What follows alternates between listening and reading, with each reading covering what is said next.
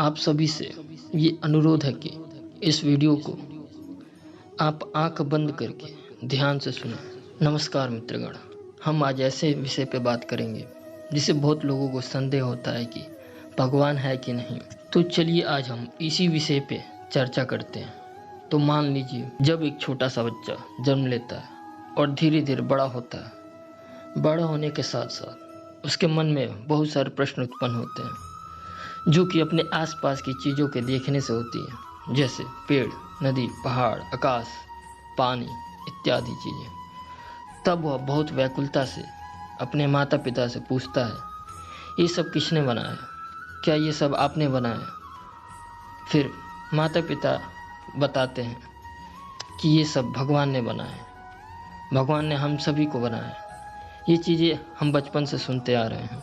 मित्रगण, किसी भी क्रिएशन के पीछे उसका क्रिएटर जरूर होता है।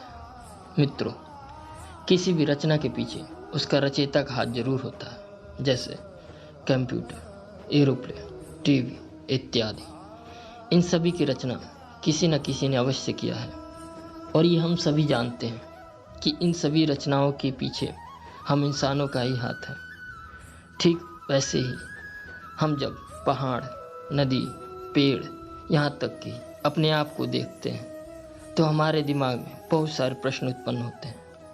जैसे कि अभी मैंने आपको बताया, कंप्यूटर, एरोप्लेन, टीवी, यहाँ तक कि ये मोबाइल जिसमें आप मेरी ये वीडियो देख रहे हो, इन सभी को इंसानों द्वारा बनाया गया है। ठीक उसी प्रकार ये नदी, पहाड़, जानवर, इंसान, आकाश इत्यादि को भी तो किसी न किसी ने तो बनाया होगा।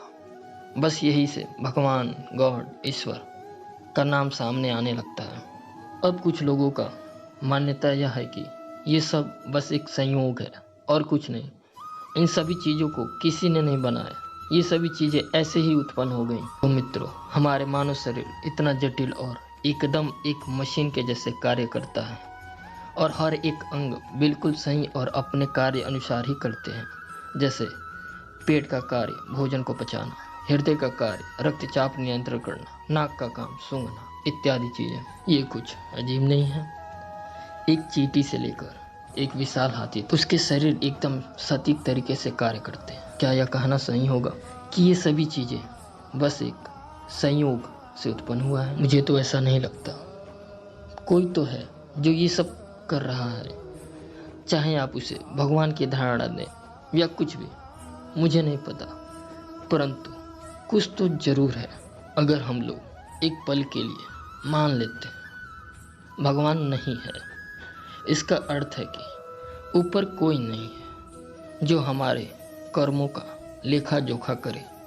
इसका मतलब आप कुछ भी करो, कोई फर्क नहीं पड़ता। आप पाप करो या पुण्य करो, कुछ भी मायने नहीं रखता। क्योंकि अगर आप भगवान ही नहीं है तो कोई धर्म ही नहीं होगा। तब आप सोचो दुनिया में क्या होगा।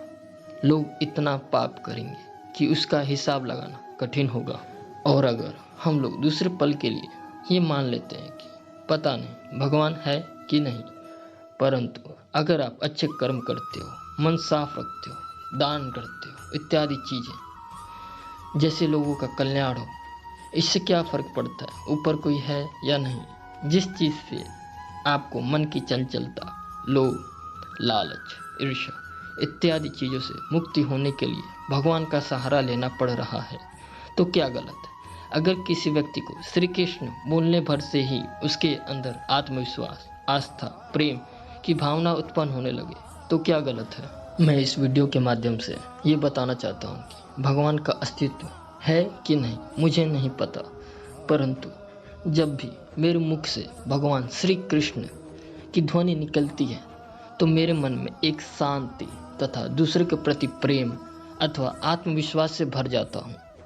अब मैं ये सब आपके ऊपर छोड़ता हूँ। भगवान का मानना और ना मानना सिर्फ और सिर्फ विश्वास पे टिका है। बेशक आप भगवान को ना मानो, परंतु अच्छे कर्म तो कर ही सकते हो जिससे लोगों का कल्याण हो सके। क्या पता ऊपर सच में ही कोई बैठा हो। हरे कृष्ण कृष्ण कृष्ण कृष्ण कृष्ण। हरे कृष्ण गोविंद हरे मुरारी, हे नाथ नारायण वासुदेवा।